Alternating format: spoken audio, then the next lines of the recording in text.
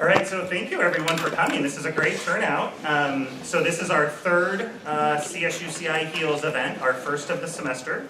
And we have an interesting panel of professionals who work in different areas, not all in healthcare, but they still are helping address the needs of the community from a health perspective. And since they have such diverse and different backgrounds, rather than me introducing them, I'm going to let them introduce themselves to you. I do want to highlight, since they might not say it, we do have two CSUCI alumni with us. So to show you what, the options you have after graduating. So Brenna, I'm going to have you start, please. Thanks. My name is Brenna. I am a CSU alumna, and I am a midwife in training at the CV Valley Birth Center. In my role, I do well-person care, prenatal, postpartum care, as well as attend births. And so that's just a little bit about me. We'll get more into it in a bit.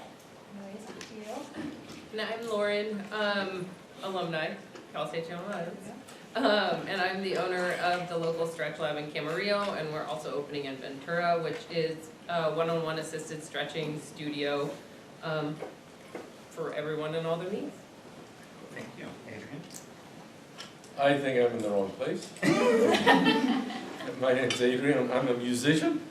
I direct a classical music group called Camerata Pacific. I'm a flute player by trade. Is that all I'm allowed to say? This part? I think so. Yeah, that's good. Thank you. My name is Desiree Cabral. I'm the financial coordinator at Hara Mortensen Chiropractic.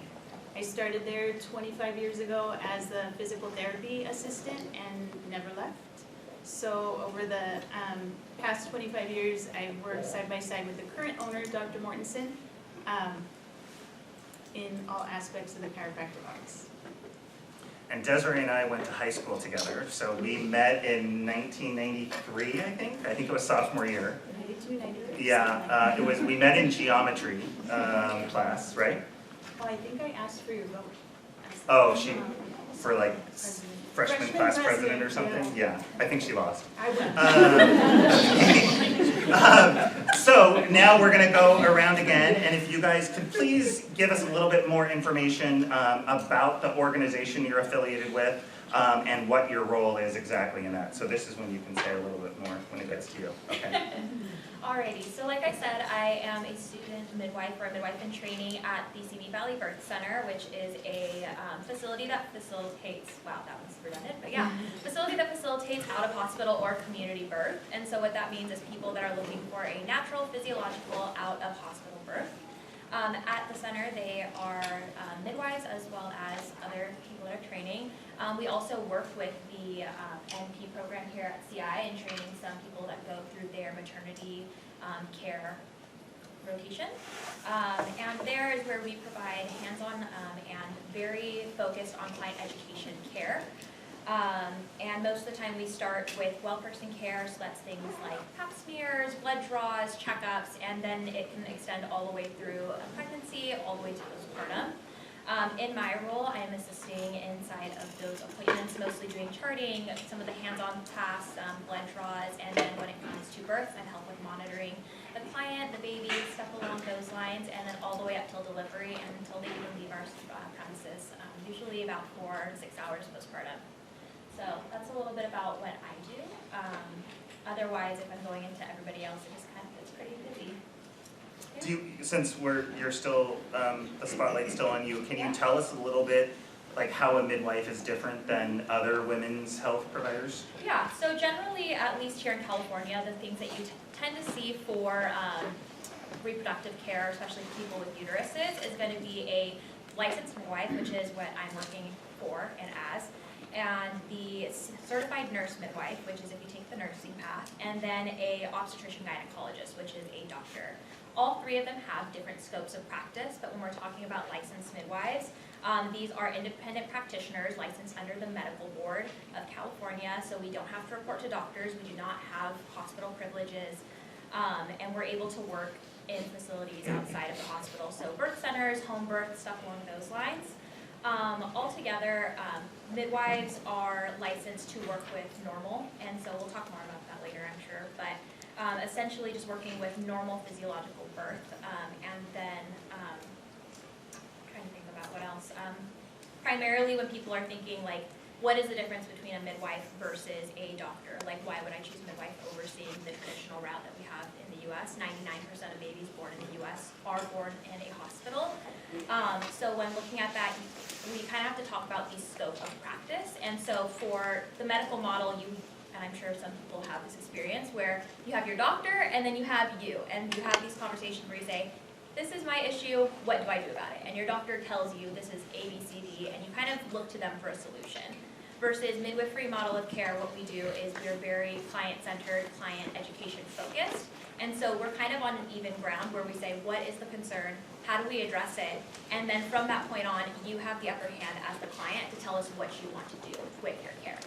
And so it kind of shifts that perspective a little bit, and with that we're able to avoid longer interventions, waiting to address a problem until later on or when it comes up again, because of that ability to work kind of, I guess, hand in hand with your client. And so that's kind of the main differences in the types of care you would receive and kind of where midwifery sits on its own. Thank you. Lauren, when you elaborate for us, tell us more, like, what is the Stretch Lab, and, what are the goals and how is it complementary to other healthcare services? Yeah, of course.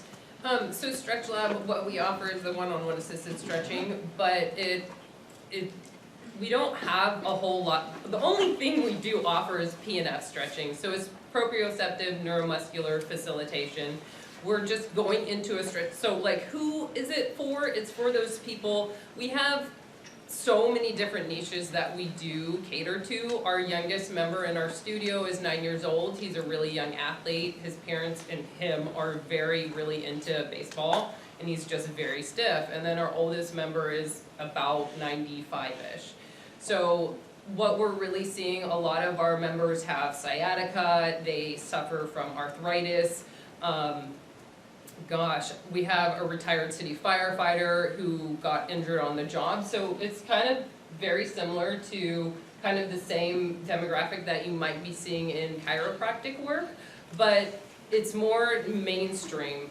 Mostly PNF and assisted stretching was offered to professional athletes, and then in chiropractic or in physical therapy studios, but it's just mainstream. Stretch Lab is actually a franchise. It started in Culver City, so we're underneath a fitness franchise. Tom, okay, what else do you need to know now? I think that's good for now. Yeah, Okay. Thank you. Desiree, as you elaborate a little bit, can you tell us some of the challenges? You work with insurance companies a lot, right, in your role? Yeah. So tell us some of those challenges you face trying to get reimbursement for your patient's care. Sure. So some of the challenges while seeking reimbursement is the great divide in reimbursement among, quote, good insurances and bad insurances. We can collect up to $175 per visit for a PPO or a personal injury auto accident visit. And there's an insurance company that cuts us a check for $1. So the great divide between, finding the right codes to support the care, every visit's the same. So the doctor's gonna treat both patients exactly the same. But finding the codes that best, every insurance company is different. So there's some are gonna cover a hot pack and some are not. So that's one of the greatest challenges is figuring out how to get the most out of the visit while treating each patient exactly the same. Sorry, I was going to ask if you could, some of the students probably don't know what you mean by a code. So Oh, some of them absolutely. do, but some of them probably don't, so if Yeah, you could elaborate on that. Sure. Every visit, there's up to 6 CPT codes. I don't even know what CPT stands for. Current, procedural, I'll look it up. okay. I should know, but I don't. I was gonna say, I don't even know. I was going to say, each visit, there's 6 items that are done. Let me back up. Chiropractic is the body's natural way of healing itself. So if anyone's familiar with chiropractic, A subluxation is a pinched nerve. Anywhere on your spine, up and down your neck, all the way down to your bottom is different vertebrae. Chiropractic takes out the interference and allows your body to function optimally. So an infant child who's just been born was rolled up into a little ball and suffers from constipation. One, the baby's not able to tell you what they're suffering from, but it's possible that there's a nerve interference. And so by the doctor palpating a spine, babies can blow their diapers off. This is not something that everyone's aware of. If you're in an auto accident, you're visibly hurt, you can't sleep, you're in a lot of pain. Some patients, like Brenna said, gets instant relief after a manual adjustment. But then there's those that just go for once a month maintenance care. So the coding that's required by insurance companies for us to get reimbursed, there's probably 30 different codes. For chiropractic? Yes. Yeah. And so knowing the game to play, the hoops to jump through to get the maximum reimbursement, that's my specialty. Now I want to know why you guys are rolling babies up into balls. That's not what I meant. Okay, and it's current procedural terminology, but I've never heard anyone, So way everyone says CPT, I've never heard anyone use the So a full. typical office visit is an adjustment, a hands-on adjustment. Myofascial release, which is a little deep tissue work. Could be mechanical traction, where he's just stretching your body out. And then we have a full physical therapy suite. So electric muscle stim, ultrasound, hot and cold packs, stuff like that. Awesome, thank you. You may have wondered why we have a musician here, right? I think Adrian's wondering why I invited him. One of these things is not like the other.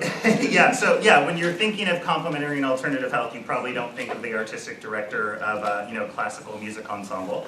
So he's going to explain to us the work he's done with UCLA Health and has expanded that beyond just UCLA.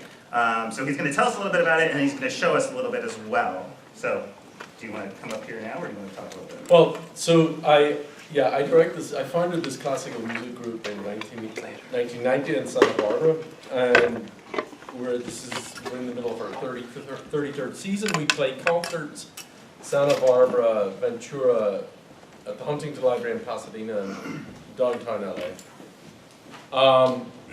And in 2009, when we moved into downtown LA, I started videotaping concerts because I thought, we're really good, I can't afford to market in LA. I'll put this stuff up on YouTube, it'll go viral, and we'll sell everything out. And that didn't happen. But we built, from 2009, we built this video library of a couple of hundred video performance videos. And so in 2020, when COVID hit and they closed the concert halls, all of my colleagues in music groups around the world were scrambling for online content to try and stay in touch with their audience. I just went play. I had all this material. We started broadcasting from the concert programs I had, the individual concerts, individual pieces. I made little concert programs and dropped in Zoom interviews with the musicians. And it was broadcast from the gaming computer in my son's bedroom every Sunday morning at 10 o'clock. And UCLA Health called me. We did 62 episodes of that.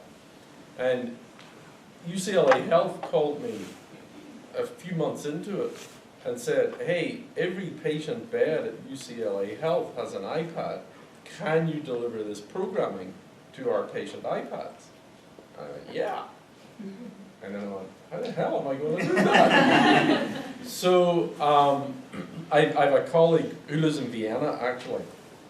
And we ended up developing something called the Nightingale Channel, which is sponsored by Panasonic. And what we did was it's like Netflix for classical music.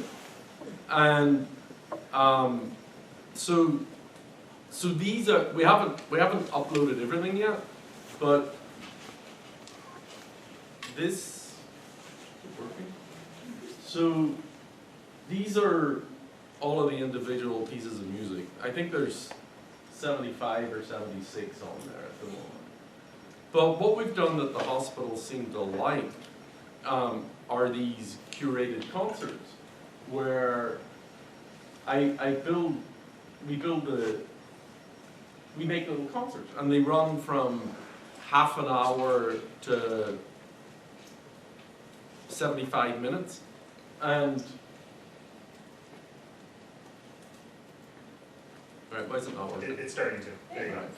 And so one of the things that happens is there'll be a 5 or 6 minute introduction by me where I give so you've got all these pieces, and so many people in hospital will listen. They haven't been to a classical concert before. In this program, we'll hear 2 of So the 3 string trios. I just of flap my Beethoven's lips and Opus give you a little bit of a Nine. background about the pieces that As a your. part, that's right. We're going to hear the first and the third trios of the set. So G there's major, going to be an exam on this. He's arrived in Vienna from Bonn and wants to make his mark on the capital. So I give historical background and tips.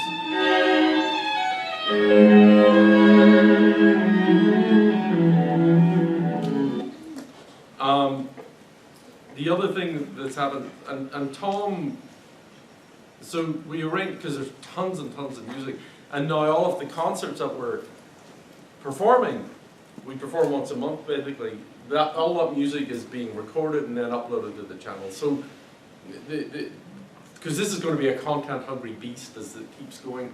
After UCLA Health took it, UC Davis Health took it, then Keck Medicine at USC,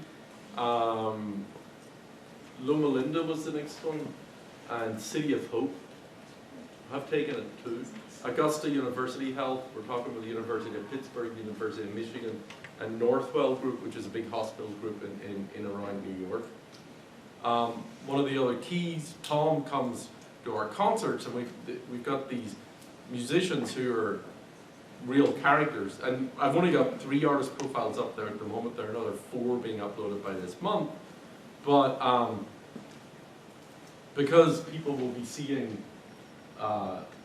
these artists again and again, we decided to do little artist profiles because you know, just the music will be much more meaningful if you know something about the percussionist. I'm Ji Hye-jung. I'm a percussionist of Camerata Pacifica.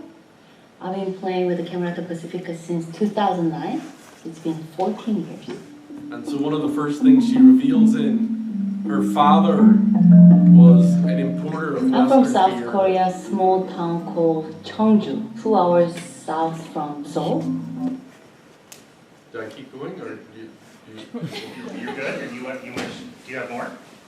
Well, are we going to talk specifically about maybe what the health benefit would be, or is that later Yeah, on? we can do that a little bit later. Okay. Yeah. All right, So you're good. saying shut up. Yes, that's exactly what I'm saying. I need specifics. That percussionist, by the way, G, is that how you say Ji-hye. it? She is amazing. So my wife and I are season ticket holders. That's how I met him. I'm sure you know, most of our students will, why the name Nightingale Channel. Do you want to share that for the students who don't know? And it wasn't my idea, it was my colleague from Vienna came up. So Nightingale, Florence Nightingale, and also Nightingale a bird sings. So we thought it was a great double meaning word. Does anybody not know who Florence Nightingale is? So she's the founder of modern nursing. So she was a nurse in England and Most famously, just to make it topical, in the Crimean War. there you go. Yeah. Yeah, just throw Crimea in Yeah. there because it's topical. She was like the beginning of nursing becoming professionalized and becoming a respected profession and everything. So there's a lot more to it than that, but that's in a nutshell. Thank you, Adrian. Brenna, so obviously we know you treat women, right? Yes, and you don't treat men. Yes. Are any other differences or characteristics about the patients you treat versus who you don't treat? Yeah, so in midwifery care, you guys have heard me say it a few times already, we treat normal physiological birth. And so you guys are probably like, what does a normal physiological birth look like? So in the state of California, every state has a different definition for it, so, really great. But in the state of California, that is a person that is carrying one baby at a time, just one. The baby has to be head down for them to give birth outside of the hospital. And they cannot come in or develop any condition that is going to adversely affect them within their pregnancy, their delivery, or their postpartum. And so as long as you fit the criteria of not having any of that, or having that, I guess, then you are completely safe for an out-of-hospital birth. Alongside of that, just anybody that is looking for care, as long as you have a uterus, we can see you, and as long as you have a guardian, if you're under the age of, I believe it's 16, to seek your own gynecological care in the state of California, then we are happy to see you as well. So that's kind of our big things, is just high risk versus low risk, and low risk is you fit all the parameters of being safe for out of hospital, and high risk being that you don't fit those three categories of baby being head down, only carrying one baby, and you don't have a condition that can affect your pregnancy or postpartum. Who assesses that? So originally, you can go ahead and enter care no matter what your status is with a midwife. Generally, in that interview portion, as we're going over health history, if there's anything that we see as a risk factor, we're happy to go ahead and have what is called a consult, which is where you would send them to someone of higher expertise to go ahead and assess and make sure the situation is okay.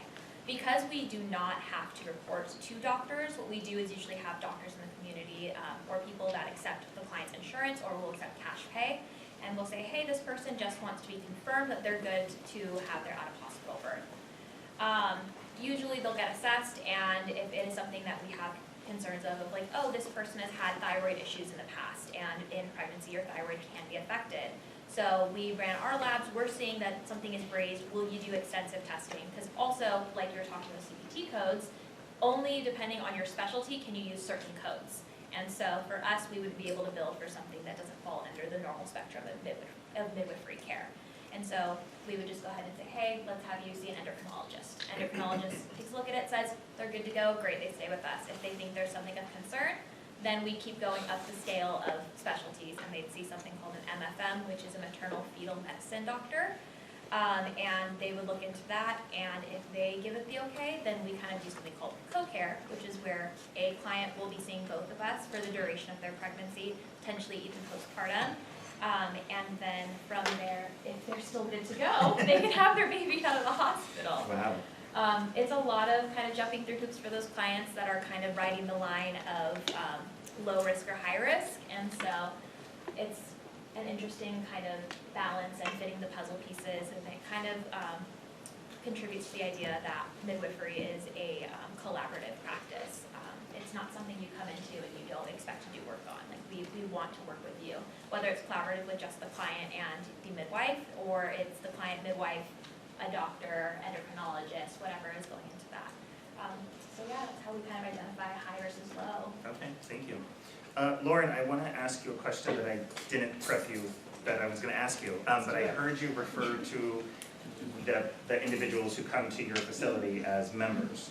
And I picked up on that because some of my students are here from my Health 101 class, but I just presented to the class on the history of our campus, which most of you or all of you probably know. It was a state mental hospital for 60-some years. When the hospital opened in 1933, the patients treated on site were officially called inmates. And then later they started using the term patients. And then by the time the hospital closed in 1997, they were called clients. And I know there's a mental health program just right down Lewis Road called Growing Works. They do horticultural therapy, and they call them members. So, there's been an evolution in the terminology we use, but I noticed you use members, and I was just curious if you have anything why that is the chosen term. Not really, Tom, but I want to say if you call them a patient, I mean, that kind of has a negative connotation to it, whereas a member is that they're just a part of a community, and we like to foster a really positive community. If you guys haven't even heard about Stretch Lab, I'm assuming you haven't, It's an open face studio where we have 10 stretch benches out in the open, so we do have like a little bit of a higher vibe in our stretch studio. So I would like to say it's because it creates a more positive atmosphere in our studio. Okay, all right. And so what inspired you to open such a business? I mean, it's a unique approach. I actually saw an ad on, I think, Facebook or Instagram, and There I was you like, go. hey, I'm gonna go try it, and that's Money how well I, spent. yeah, that's how I met Lauren. I mean, it's something I had never heard of before. Yeah. So, like, how did you get into it, and what Yeah. brought you where you are today? Of course. So I'm actually a retired city firefighter. I retired out with psoriatic arthritis, which is just arthritis that stems from my back and my hips. And the only thing that actually helped me was PNF stretching. I was going to a physical therapist for a couple years. I love physical therapists. We hire them not physical therapists, we actually hire a lot of physical therapy aides in our studios. But maybe it was just the physical therapist I was seeing, but we would go to the physical therapist. I loved him to death. But I would only see my physical therapist for a couple minutes, and then they would transfer me to a physical therapy aide. I remember a couple of times, Eric, my physical therapist, actually stretched me out with PNF stretching, and I was like, what in the heck is this? I have no idea. And then one of my best friends actually was like, you need to go to this place called Stretch Lab. And after that first 50-minute stretch, it's like, I highly recommend it for anyone that has any stiffness, any immobility, any pain, any of the above, because it's the one thing that made my life just night and day difference, that I could actually move again. Awesome, thank you.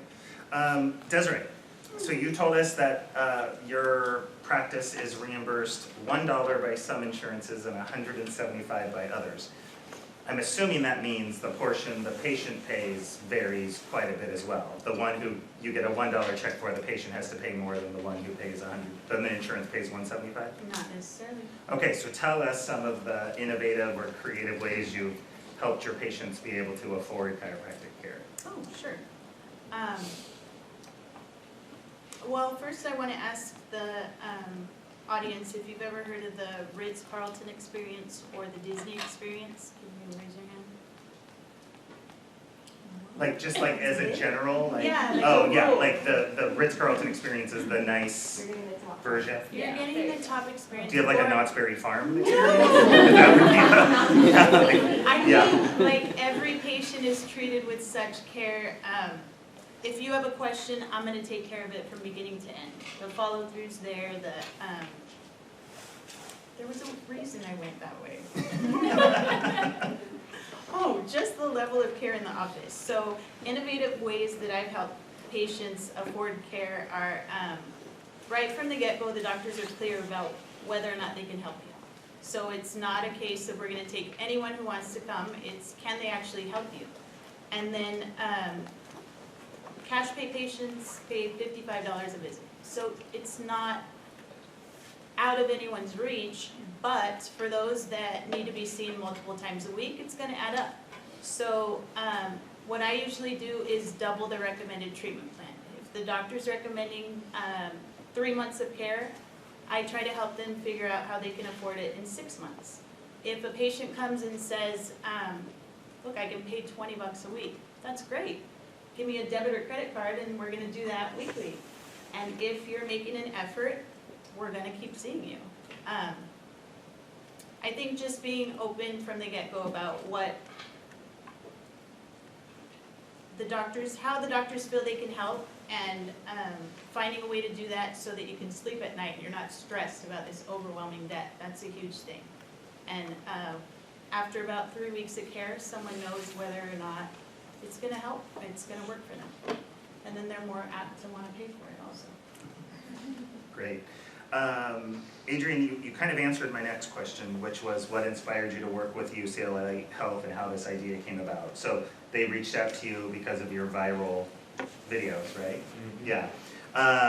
So the healthcare system can be intimidating for, even knowledgeable and seasoned people who understand the different aspects of healthcare and everything. working with such a large healthcare organization, did you encounter any challenges? Oh my I would point out God, that they it's also- move at such a slow pace. The academic affiliation doesn't help either, so you got two institutions that are, yeah. Well, there were two challenges. One, we were in the middle of COVID, so trying to develop so we're a small organization, and I'm the boss. So I decide, and the decision's made, and we move. And then it goes into this hospital administration, and a month later, but then also, there was COVID, so the hospital was having to actually be a hospital. They didn't need pretty videos. And so we'd see rapid development and then just nothing for months. And I was thinking, well, they must not want the program. And then 3 months later, they're like, okay, we're ready to go. It's like, oh. So, and then that would spike, and then nothing would happen, because the Omicron would come back, or the vaccination program had to start up. So, and they had to be hospitals. The thing I learned was that it seems that every major hospital has an executive director. You guys, this is your world, but an executive director for patient experience. Because apparently, if the patients are being surveyed about what their experience is, and their score, and how well the hospital is serving the patients has a direct impact on how much money they get from the federal government. So the hospital administrations now are highly motivated to offer. Doctors are being scored in their bedside manner, and they want to offer a complete healing and nurturing experience to their patients these days. So how did you have any specific strategies to overcome those obstacles, or did you just have to sit and wait? Just had to sit and wait. Okay. The other interesting thing that happened was,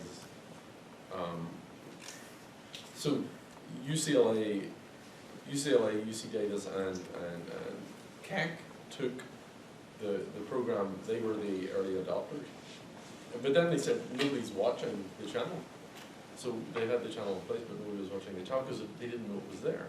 And so one of the problems is how do they promote the channel to the patients without burdening the nursing staff, where everything seems to end up on the shoulders of the nurses. And USC came up with a brilliant idea. Developing this, because it's brand new for us and it's brand new for the hospital, so developing it together, UCLA came up with a coaster with the Nightingale channel on a QR code on it that's put on meal trays. Which is a fabulous idea. And then Loma Linda went, well, we're taking that QR code and we're going mad with it. We're going to put this on posters and table tents. And so with the QR code, that means now we're not restricted to the iPads on the patient bed or the televisions. So people can use their own devices to access this. So it means it's going into waiting rooms and chemotherapy and kidney dialysis centers, and so every time it's a developing project. And now City of Hope are the real leaders with this. City of Hope have just had us design coasters and table trays and posters and buttons all for that they're asking the nurses to wear with "Ask me about the Nightingale channel" and a QR code there. So, and Loma Linda, City of Hope, a few years ago acquired Cancer Treatment Centers of America, which now is just all being rebranded under the City of Hope brand. And as soon as they we're just starting it up in City of Hope. And as soon as they establish it there, they're going to be putting it across the country in that. So that's pretty exciting. So as an outsider to healthcare, other than what you already experienced, which is the slow pace of how decisions are made and such, any observations or surprises that you noted beyond that, working with these large organizations?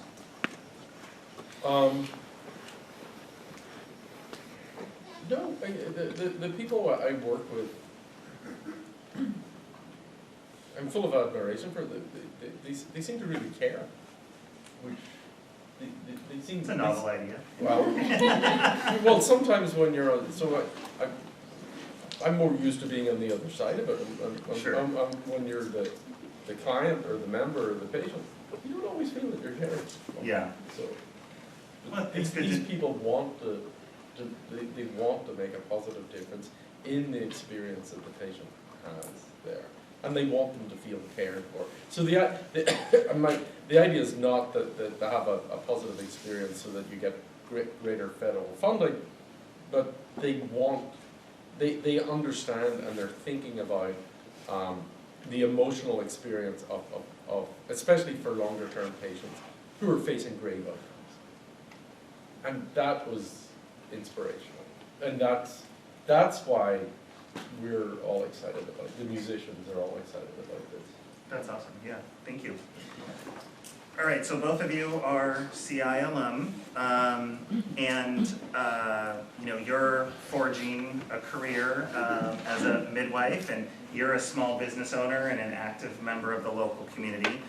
Can you tell us how you're leveraging your experience and your education here at CI to be successful? You can go first. Alrighty, well, if you guys didn't know, you guys didn't, nobody said it. I'm an alumni of December 2021, so I am just freshly out of CI.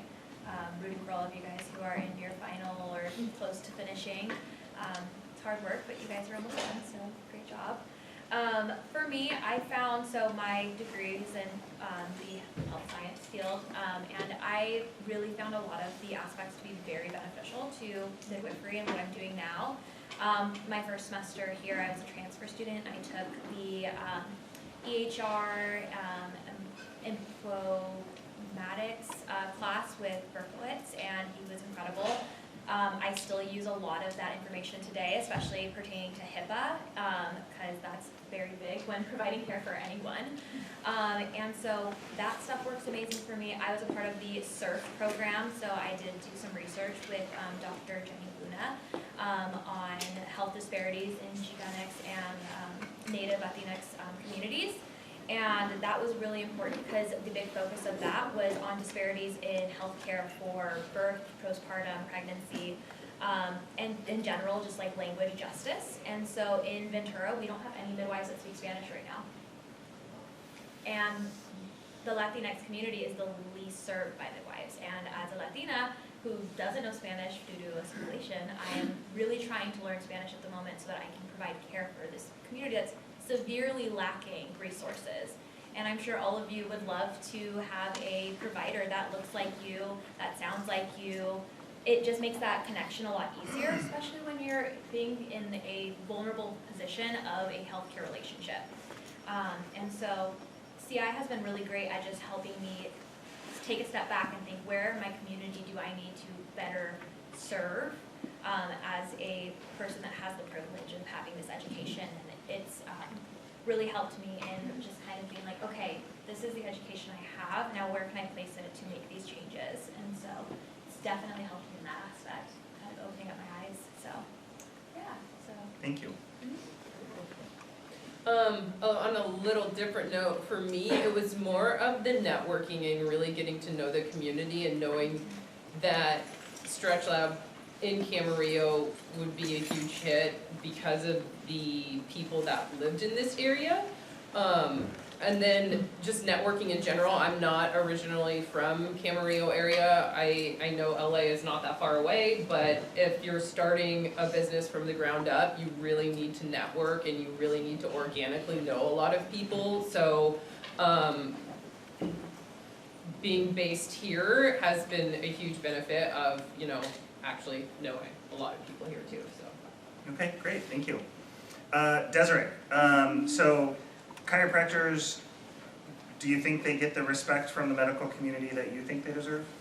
I don't. Okay, so knowing that, how do your chiropractors coordinate care with other healthcare professionals?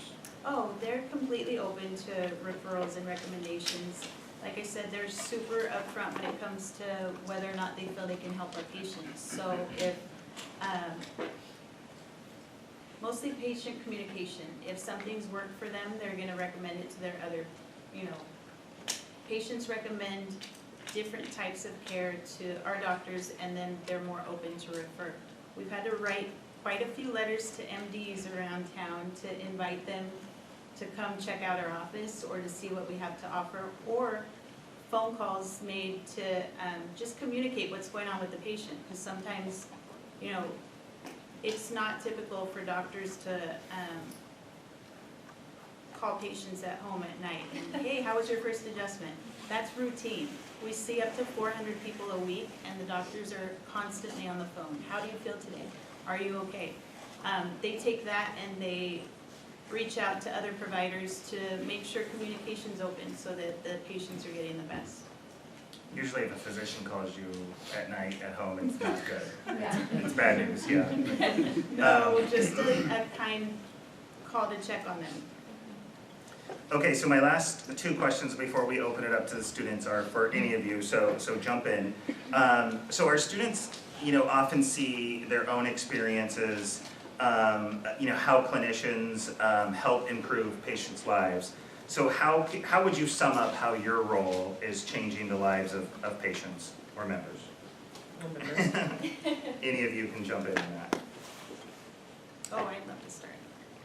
So, well, I obviously didn't, I told Mackenzie I went to college for 5 minutes, and once that didn't work out, I went straight to this chiropractic office. And the first couple of years, I didn't understand what it was we were doing. I was just hooking patients up to machines. And so I felt like the doctors thought they could cure everything. And it wasn't until years later where we get people who the doctors prevented them from having back surgery. Or a cute little old lady says, this is the best part of my day. Like, I just like coming in here because you guys are so nice. Or someone says, I've been able to sleep straight through the night for the first time in 15 years. That stuff touches because those are stories we hear daily, and that's pretty awesome. So I like being part of that. May I say something? Yeah. So something I've learned about. When I was 7 years old, when I started playing music, my life is devoted to it. This music is such a powerful language. It affects me deeply. And the ability to be able to share it with me is why I started my organization. The musicians all donate. The agreement that we have with the musicians in terms of how we use their performances, their videos, they've just donated their time. They just want the idea of our music being used like this. And I think the fact is whether you're familiar with classical music or not, once you start to listen to it, you're aware that it's a portal to something bigger. It's not just entertainment. There's a spiritual connection that crosses centuries. It's centuries of an emotional description. It's an emotional history of mankind for hundreds of years. And our thought was, intuitively as musicians, we think that there's a healing process. And trying to make these programs, I found it very difficult because most people who go into hospital come out after a short stay with successful outcomes. But there are those that are going to be in there for weeks and weeks and weeks and weeks, and they're facing not good outcomes. And they're on strong drugs, and they're depressed and just emotionally bereft. And so we thought that this, intuitively, as musicians, we think that this provides comfort and solace. But when I was starting to develop descriptive materials to offer to hospitals, I Googled and went, I wonder if I can find hard data to back up my intuition. And oh my goodness, this is so off this time. Every day there's another study released about the benefits of music and wellness, particularly for post-operative it reduces recovery time, it reduces the amount of analgesics that are applied. And this is all being documented now with the, so it's just turned into this massive program that's going to be, and we're all just so touched that the music can be used this way, because it's such a simple thing. And because it's a web-based program, we saw through COVID these lovely ideas of musicians playing over their cell phones to single patients in intensive care. But providing the hospital's got the bandwidth, every patient can listen to every piece of music at the same time. But learning that there's actually hard data that supports what we're doing here was an eye opener. Thank you. I guess the one thing I can say is,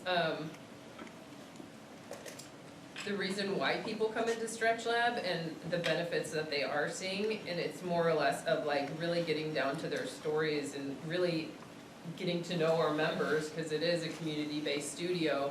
Yeah, we do help people every day, and I absolutely love hearing those stories, but what is going on outside of our studio really hits me the hardest, on just simply being able to move better and easier. And just like literally one of our members the other week was telling me that she started coming into the studio because she couldn't even get onto the floor to play with her grandchildren, and now she can. So just simple stories like that are just all worth it to me, so. Mine's a little bit of a mix of all three of yours. So I went into midwifery care just because I love working with clients. That's kind of my big thing. I love working in pregnancy. And I even did my final capstone report on, and I'm sure you will talk about this a little bit more, I'm gonna ask you guys questions, on the effects of media on our perceptions about childbirth and postpartum. How many of you have been told a horror story about pregnancy or have seen a crying, screaming person on TV having a baby in 5 minutes, if that? Yeah, pretty much everyone in this room. Yeah, birth is not like that. And another great thing is just like being able to work with these families. A lot of families that come to us, because I'm sure a lot of you are like, well, first, whenever I'm gonna have a baby, I'm gonna have an epidural and I'm gonna have 9 yards. And well, yeah, that looks like a great birth plan for some people. Some people truly want to try and just like trust the process and let their body do it. And it's not always encouraged, because people say, hey, you don't get a gold star for having a natural birth. I'm gonna tell you right now, you don't get a gold star for having an epidural either. It just happens. So letting people be empowered to make that decision about something that's so vulnerable, something that's so powerful as birth, is so important. And we don't have the education set in place for reproductive health for us to feel empowered in our bodies a lot of the time. And so for me, a lot of the clients come in and they say, hey, I've had a baby before in a hospital, it was awful. Like, I was in bed for 24 hours, strapped down, my feet got bloated because of all the IV fluids, and I couldn't walk. I wanted to have my baby in the shower, and they told me I couldn't because I couldn't stand and have my baby. And then they come to us and they say, but I had to have a cesarean because I pushed and they just said we should have a cesarean. And then to see them now at a birth center, having their baby in a water birth in the tub, sobbing after they give birth and saying, I did it, I had a baby, I pushed a baby out and I did it without anything. We're like, yeah, you did. You did it, and you did it after having a cesarean too. How many of you guys thought you can have a vaginal birth after a cesarean? Probably not a lot of you. And so being able to have those stories and seeing the research that shows that keeping birth outside of a doctor's office and keeping it outside of a hospital can actually reduce your rates of cesarean, of having an epidural, of having a bad birth experience, of having postpartum depression. And so just seeing how just one little thing of shifting, hey, I'm having a normal pregnancy, let me see a midwife, how that can just shift the outcomes is a big thing. And again, more power to you to decide how you want your pregnancy and how you want your birth to look. But it's great when we have the people that want midwifery care, that can have midwifery care and have those amazing outcomes, is great. Yeah, like I think that's the big part about it. It's just, it's one thing that you can do to try to reduce those interventions. I think it's the World Health Organization and CDC just put out that the like in the United States at least, 35% of babies are born by cesarean, which the Healthy People 2030 CDC, World Health, all these same organizations have said that the healthy permissible amount, like the amount that seems normal for where we're at medically and where we're at with our GDP, everything that has to do with the United States, we should have a 15% rate. All of our local hospitals have a 20 to 30% cesarean rate, other than BCMC with like 15.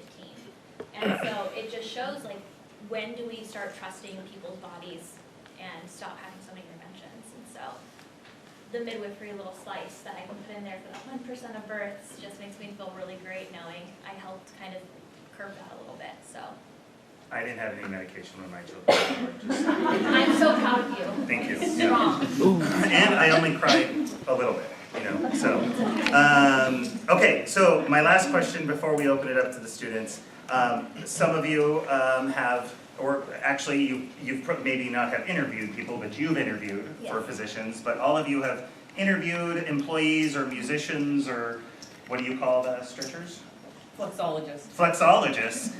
So, you know, most of the students here in this room are wanting to have a good job after they graduate. So what advice do you have for them in terms of trying to secure employment after graduation? I'm not looking at you, Amy, you have to go first. Networking, 100%, and you never know who you're talking to. Like if, just a quick example, we hire all the time, and I had my lead flexologist and my general manager reach out to one person. They thought he was phenomenal, and I was like, sweet, I want to talk to this person. You know, I don't hire anyone unless I actually talk to them too and get on the phone with them. His response back to me was, I've already had my interviews, I don't need to talk to another person at Stretch Lab Camarillo, I already have a job there. And I was like, oh, that's interesting. So you just never know who you're. A 2-year position so I could save enough to buy a house. That's what our most recent hire told me. Like, I have a goal and I need to meet it. This is my second job. And I'm like, great, cool. Just being able to communicate your plan or have an idea of what you'd like to do. Okay, so Desiree is a troop leader? Is that the right? Desiree is a Girl Scout troop leader, and if you don't know, it's Girl Scout cookie season. So we have a box of cookies for the first 4 students who ask a question. Oh, I'll ask a question. Okay, all right. We have Mackenzie, we have Mallory, Brittany? Oh, so close. Oh, it's a B, huh? She's willing to bark at students figure you don't know her name. Bridget. Bridget, oh, that is close. That's Good Irish that's name there. close enough. Yes, sir. Good Close enough. Irish name. Okay, what was the 4th hand? Okay, I'm gonna say Amy, just because I was looking in that direction. So Mackenzie, I'm guessing the camcorder ran out of battery. Yeah. So we switched it. Yeah. I have a question for Lauren. Specifically, what's the difference between like the exercises that you provide than like what other what other PT services provide? Like, what are the main differences in like, can you do it by yourself, or does it have to be done by you guys or something like that? That's a really good question. Let's make it short. So physical therapy is, so basically, can you do it by yourself? Can you do PNF stretching by yourself? So it is assisted stretching. So we do have professionals that do have education, and we do put them through certifications so that they are in a very safe environment. Because PNF, you're turning off something called a muscle spindle when you are stretching somebody. So our flexologists are very highly trained in what they do. So you're able to increase somebody's range of motion without any pain. So when you think about stretching and when you think about you're like, oh my God, isn't that painful? Well, we're able to do it on a tension scale and without pain. So is that different than physical therapy? Some physical therapists and chiropractors, if I'm correct, I mean, we have a chiropractor right next door to us, and he absolutely loves us. Just throwing that out there. But they might do a very small stint of PNF stretching, but predominantly are, from what I know about physical therapy and what I've done in my couple years of doing it myself, predominantly most physical therapy aides are doing corrective exercises with their patients or members. So we are all hands-on, one-on-one, and chiropractors and physical therapists are doing a lot of different modalities, and we are only PNF stretching. You can kind of do PNF stretching by yourself, but I probably wouldn't recommend that.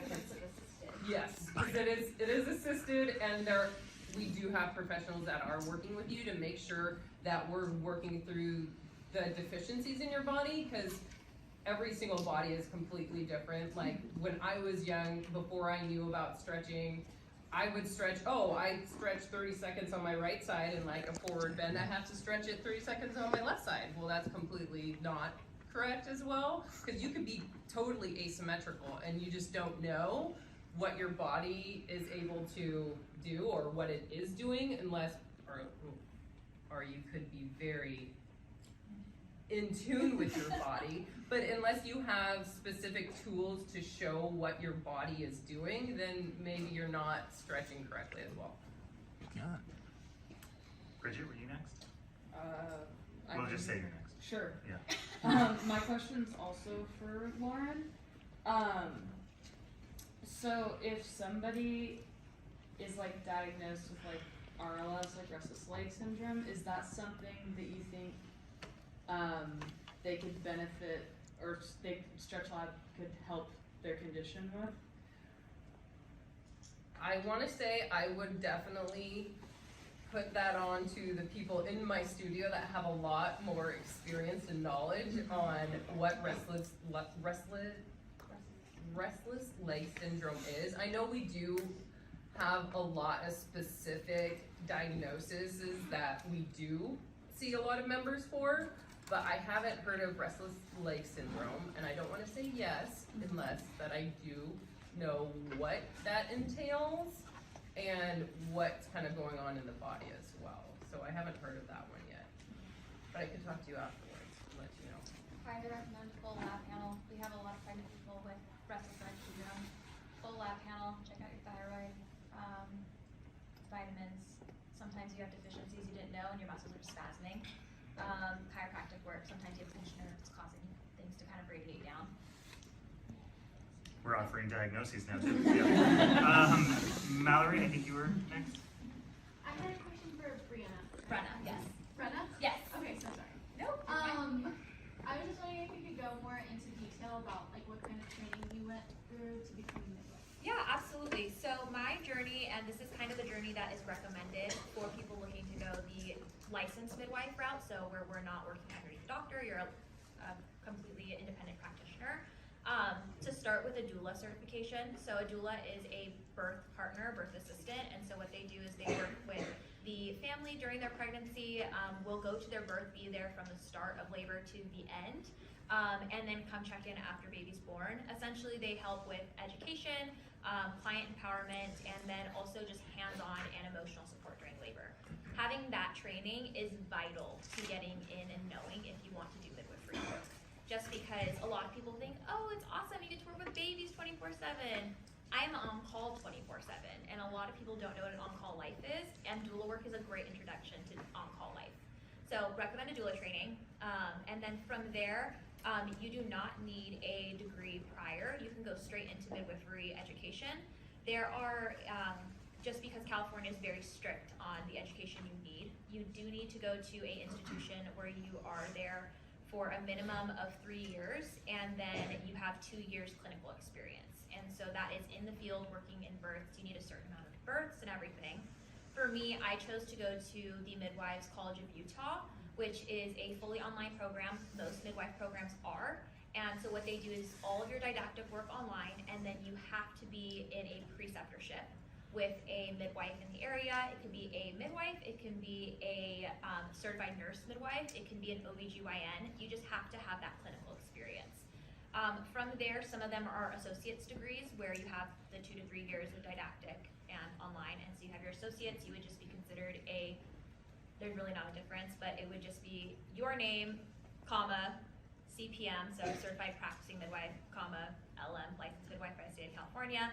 If you do the program am doing, which is a bachelor's, then you do get the whole like BS LMCPM title at the end. So the only difference is just, do you want the bachelor's or not? The bachelor's does come in handy though if you go to other states and want to practice, just because it's more legitimate than the associates. Thank you. Amy? Wait till we Go ahead. My question is to Ronna as well. Does insurance, is it covered through midwife? I so love that you asked that. Yes and no. So we have a lot of insurances, mostly PPOs, that are willing to work with midwifery care. Medi-Cal, some like managed care plans will work with midwives as well. The big issue is the idea of competitive, it's a competitive field, and it's much easier for insurance companies to say, hey, we don't have to cover you because they have the ability to see a OBGYN. They don't understand that the different types of care that people are looking for are different. And so for us, it really depends. And I wish that I could say, yeah, we're covered by insurance, but we have insurance companies call us and be like, are you guys even legal? And we're just like, yeah, we're licensed by the California Medical Board. And they're like, oh, okay. And legally, insurance does have to give you an option if it's not something that they have under like their scope, like where they're paying for it. So like, let's say that you need something like outside of what you normally would get covered for. They legally have to offer it for you. But if you say, hey, I want to see a midwife, they'll just say, hey, here's a nurse midwife who works with a doctor. And so there's a lot of holes in it right now, and we're trying to work on legislation so that it is more widely available. But if you talk to local midwives, if you guys are ever interested in care, we do our best to try to get our services fully covered or mostly covered. So even though the cookies are gone, does anybody else have any questions? Yes. This is for everyone. What has been the most difficult or the toughest part of your careers? Just starting. I'm an entrepreneur, and my lord, there's some days that I can't lie, you know? But that's also why I love doing it as well. So that's my answer. Hardest part is starting, for sure. My path was not linear, not even my degree was linear, and so it's very hard finding what you want to do, and I'm sure a lot of you have struggled with finding what you want to do, especially because health is very broad. And so I think it's just starting and knowing that there is an end goal and you'll get there. For me, one of the hardest parts was I was originally a nursing major and I moved really fast in the program, and at one point they were just like, well, we don't really have the room to accommodate you because we have the blocks that you have to fit. And so I left, and then from leaving there, I'm like, okay, we'll put W's on your thing, it's fine. Only to find out when I'm applying for nursing school 2 years later that every W you have takes 0.1 off of your GPA. So I went from a 4.0 student to a 3.3 student and could not get into nursing school. And my original plan was to be a nurse midwife. And so I was like, this completely changes my route. And I worked with a midwife in Ventura as an intern while I was coming here and doing community college and being a doula.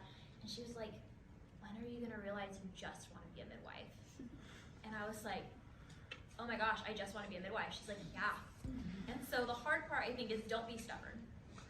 Your path doesn't have to be linear, and just kind of go with the flow. Things do work out. And so the early part is hard, but you get through it. So, yeah. Nope, yep. We had one back here, go ahead. Yeah, so this is for Anna as well. Yeah.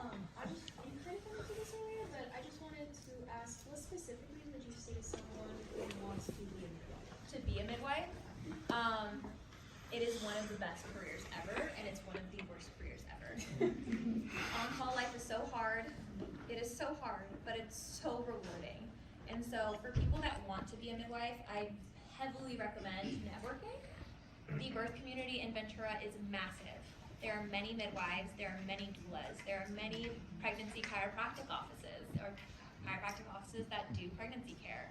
And look for your niche, because there's a lot of people that only serve the Catholic community, and there's like midwives that will only serve the Mennonite community, and they only do home birth, and they practice under those cultural guidelines for them. And so just being able to be like, this is the care I want to provide, and I want to fill this gap. Like for me, like there's not a Spanish speaking midwife, I'm trying to fill that gap. I'm trying to get there. And so I think it's just knowing that it's very rewarding is the best part, and that the education is so fun. It is so fun. Like, I am excited to go to class. I'm sure you guys have had days where you're like, oh, not for me. I go to my classes and I'm like, I'm gonna learn how to deliver a baby today. That's pretty cool. So that's kind of my big part with midwifery. I have a soft spot for it though, so. Hold on, you had a question? Yeah. I mean, just more of a comment. I really enjoyed this panel because there's all an element of holistic healing, from the music, the chiropractic, stretching, and midwifery, because they're all kind of things that I think are being paid more attention to in our society now. Like, healthcare used to be this go to nursing, go to be a doctor, but now there's these other avenues that thanks to you guys, we're getting to explore a little more. Thank you.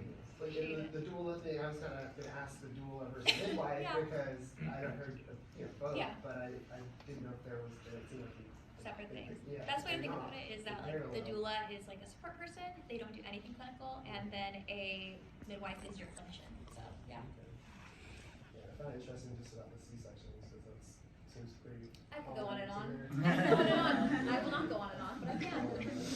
Someone had a question over here? Oh, yeah. It's from Brenna. Hi.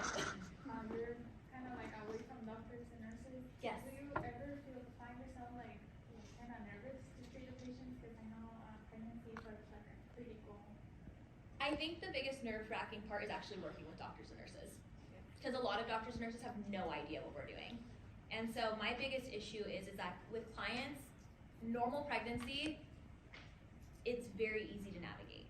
As a midwife, it's very easy to understand the patterns. One thing may lead to the other. It kind of is just listening to that person and being this is what you're feeling, this is why you're feeling it, and now let's try to find a way to treat it.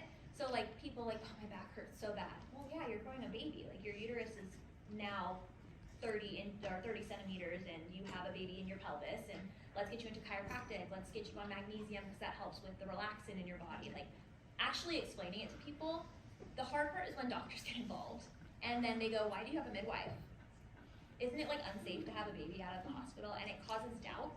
So that's really hard, and especially when doctors don't really like us. They don't. There's been a war against midwifery and the war of doctors versus midwives since doctors were created, because we've been here longer, hate to say it, but we have. And so it's a lot of that. I just went to a hospital over the weekend to help a doula client, because she had all her babies with me as a doula, so I wasn't gonna pass up this one. And I had a nurse straight up tell me it's not really safe for people to have their babies out of the hospital, because they get to leave after 3 or 4 hours, and how do you know they're safe? And I'm because everything's normal.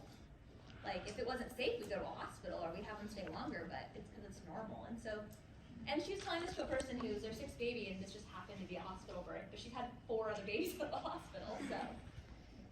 You never know who you're talking to. You never know. So I think that's the frustrating part, is it's not scary to work with doctors, because I know what I'm talking about. It's just when it's the resistance of well, you're not safe. I'm let's talk about cesarean rates, friend. So who's really the unsafe one here, But then again, not all cesareans are bad. So again, could go on and on about that topic. So that's my main takeaway from that. I'm sorry, I have one question for you. Yeah. Where did you do your doula training? I did it through DONA. I don't recommend. Very racist institution. I didn't know until I finished. I highly recommend, oh my gosh, what are they called? I don't remember. Talk to me at the end. I'll pull up the name for you if you are interested in doing doula training, but there's a really amazing, culturally competent doula training. I think most of the time it's online as well, and you just need to do in-person births and that kind of work to get that certification. Thank you. Okay, just so we can kind of wrap things up, if you do have another question, the panelists will stay for a little bit afterwards, so you can come down and ask them individually. First of all, I want to thank all of you. This was a great turnout. I know, Wednesday night with us is maybe not the most fun activity, but I appreciate all of you coming. And thank you to all of our panelists. Let's give them a round of applause.